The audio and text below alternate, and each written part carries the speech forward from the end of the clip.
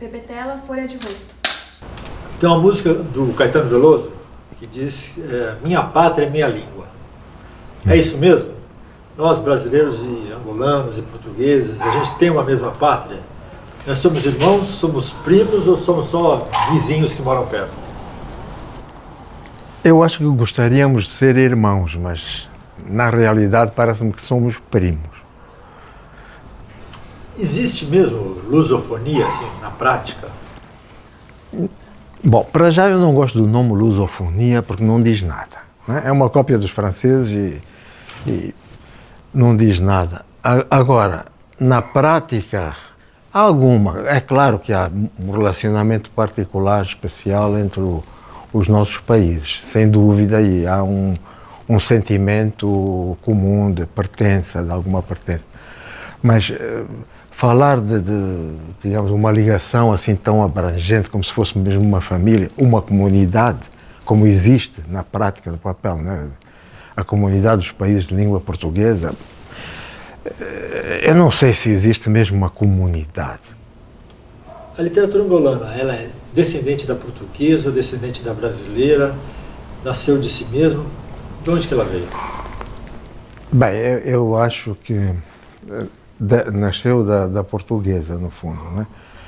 Foram 4 séculos de colonização mesmo e 5 da presença portuguesa em Angola, né? E, portanto, quer dizer, todos os escritores, desde o século XIX, né, que é quando ela começa surgindo, aprendiam na escola e na escola liam livros portugueses, textos portugueses, não é? E, portanto, isso influenciou sem dúvida alguma. Agora, a literatura angolana realmente, da minha geração, não digo geração mais recente, mas da minha geração, teve uma influência grande da literatura brasileira. Particularmente os escritores que estavam na costa angolana, que é as cidades de Luanda, Benguela e as pequenas que havia no meio, que tinham muita relação com o Brasil. Sei lá, por exemplo, quando se ia ao barbeiro cortar o cabelo, as revistas que havia no barbeiro era Manchete, Cruzeiro. Eram as 2 revistas que havia, não era nenhuma revista portuguesa. Quem que eram os brasileiros que vocês lembram? Nós lemos muito, sobretudo os do Nordeste. Jolins do Rego, Jorge Amado, posteriormente, talvez logo a seguir, Graciliano Ramos, Érico Veríssimo. Esses são assim nomes que me lembro. E mais tarde, Guimarães Rosa. Mas Guimarães Rosa já entrou por volta de 1960, por aí. Anteriormente eram mais esses que eu referi, sobretudo do Nordeste, outros escritores também do Nordeste, não forçosamente ficcionistas. Lembro-me, por exemplo, um livro que fez muito sucesso, toda a gente leu, foi Geografia da Fome, o nome agora, como é? Josué de Castro. Josué de Castro, exatamente. Que foi assim uma descoberta, né? Dizemos, realidade tão semelhante, né? E era isso que nos atraía, no fundo, nessa literatura que eu chamo do Nordeste, pode não ser, até pode ser de Minas, por exemplo, mas essa literatura, porque a realidade social que descreviam era muito semelhante àquela realidade que nós tínhamos do outro lado. Era muito semelhante também. Do outro lado era colonização ainda, né?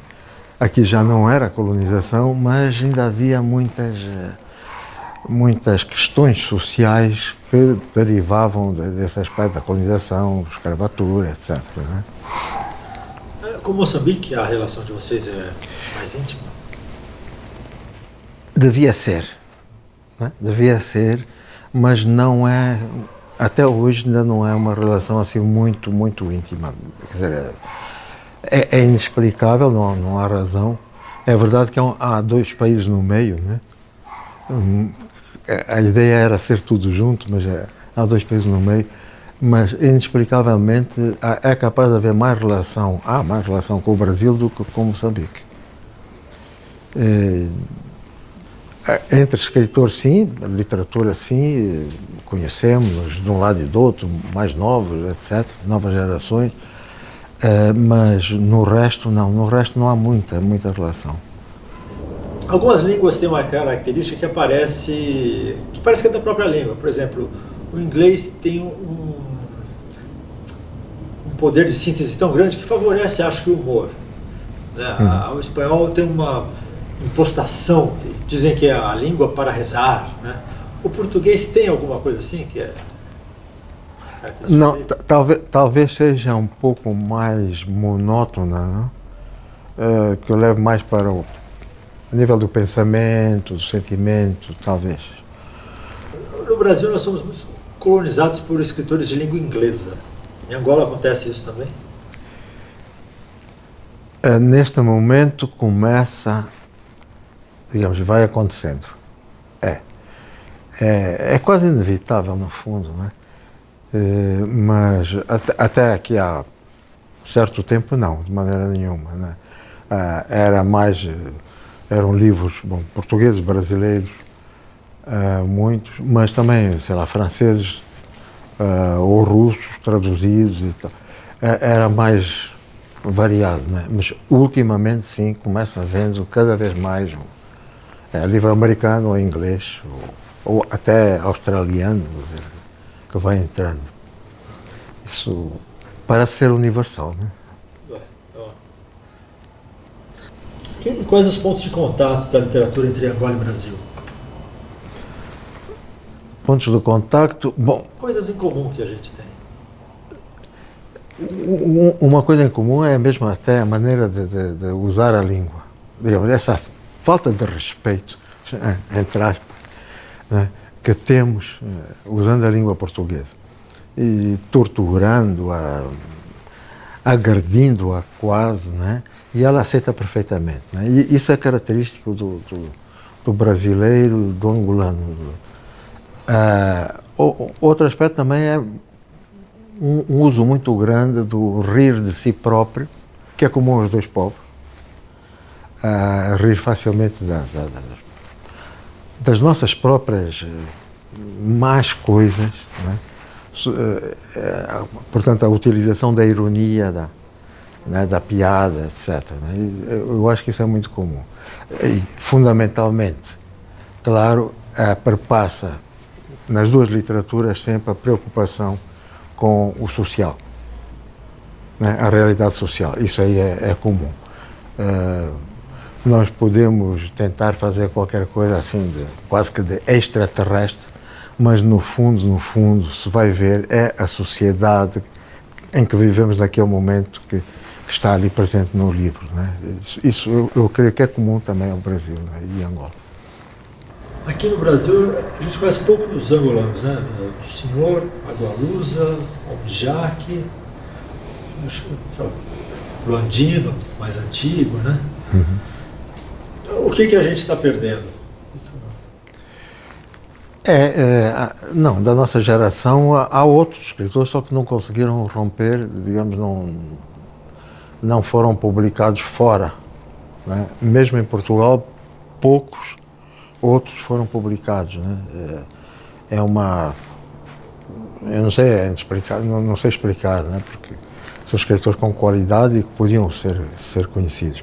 Há novas gerações, né?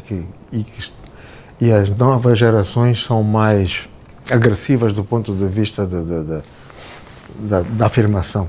Né? E então talvez essas consigam realmente, digamos, romper essa barreira da fronteira, né, das fronteiras. Agora, o primeiro passo normalmente é ser publicado em Portugal e só depois o Brasil. O Brasil é sempre bastante difícil, de qualquer modo. Mesmo para os bons, que já são mais conhecidos, mesmo assim, são conhecidos em Portugal e não conseguem chegar ao Brasil. Né?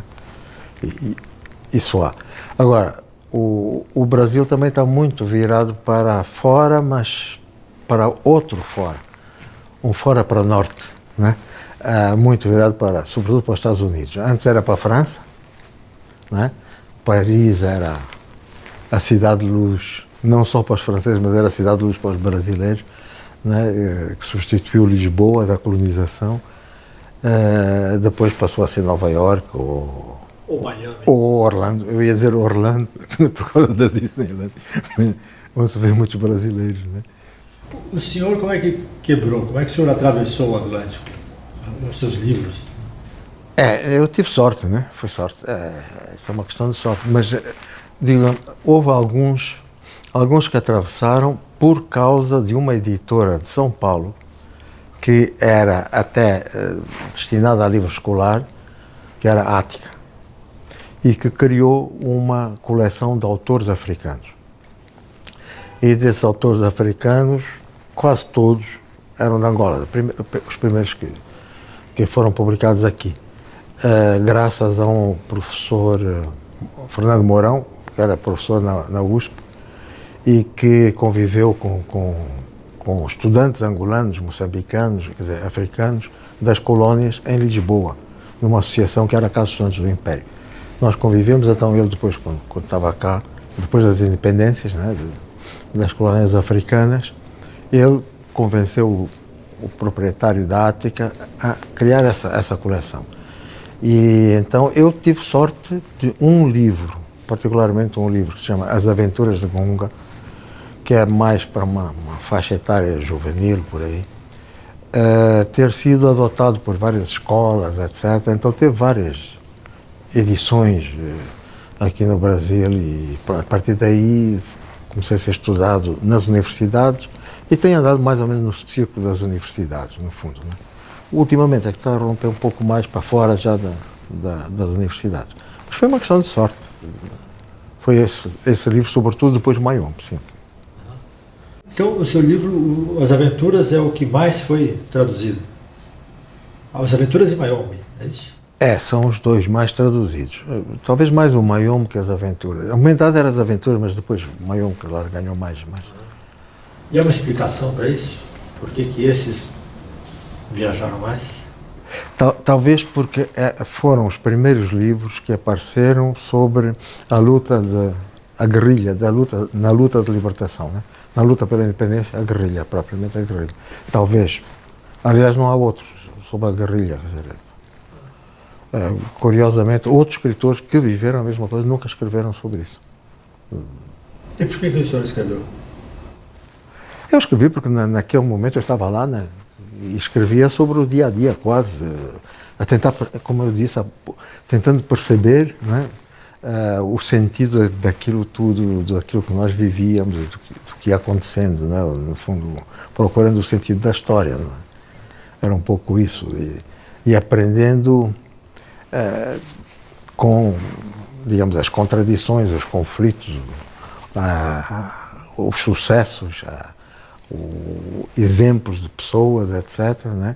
E aprendendo a realidade, uma realidade que eu percebia que me escapava, né, constantemente. Era por necessidade, eu escrevia por necessidade. E, aliás, em péssimas condições. Só podia ser à noite, né? Não havia luz, era uma lamparinazinha, né, com um óleo qualquer, de